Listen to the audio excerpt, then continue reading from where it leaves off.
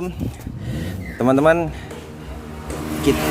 Kali ini saya pengen membagikan sebuah tips tentang bagaimana cara mencabut sebuah bearing yang letaknya ada di blok. Ini contohnya saya pakai untuk mencabut bearing dari rumah gear CVT motor Honda Scoopy. Nah, ini untuk Honda Scoopy, bearing yang ada di bloknya yang menempel di crankcase-nya itu ada beberapa bearing. Ini adalah bearing untuk gear spindle kecilnya, ini dengan ini dan ini. Nah, biasanya karena letaknya yang sangat sulit, mencabut bearing ini jadi menimbulkan tantangan tersendiri ya teman-teman. Kalau punya trackernya sih mudah, cuma trackernya pun posisinya akan sangat sulit masuk karena celah yang ada di balik dindingnya bearing ini sangat kecil. Nah, jadi saya biasanya pakai trik khusus, yaitu pakai lilin. Nih, saya biasanya pakai lilin seperti ini teman-teman. Jadi lilin ini kita gunakan untuk mengangkat bearing ini dari bawah. Caranya seperti ini. Ini tadi sudah saya ganti yang di sini. Ini untuk yang di bagian tutup sebelah luarnya, sebelah kanan, yang ada untuk as roda belakang.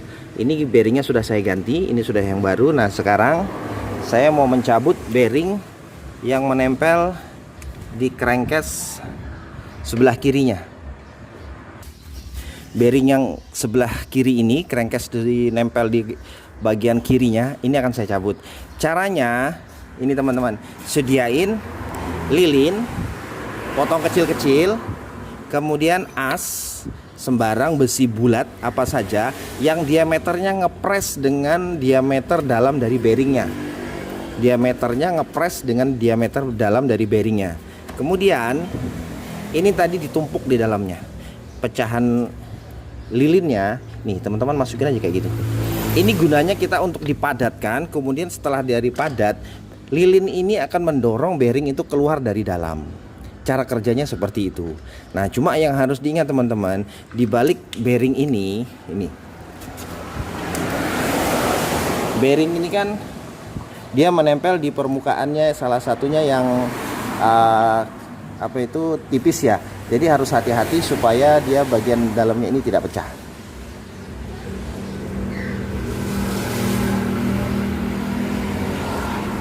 Oke, selanjutnya kita pukul pelan-pelan. Pelan-pelan aja yang pukulnya teman-teman. Yang penting lilin tadi padat, kemudian dia mendorong dari dalam.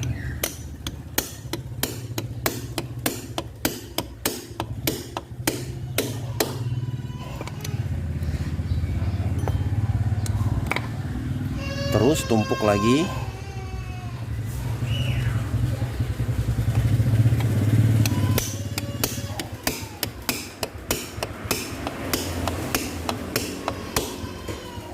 Dikit lagi bro.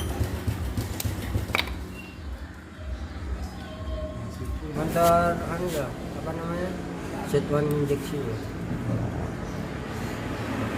Langsung mati semua, kaki springnya putus ya. Iya. Tahan ya bro.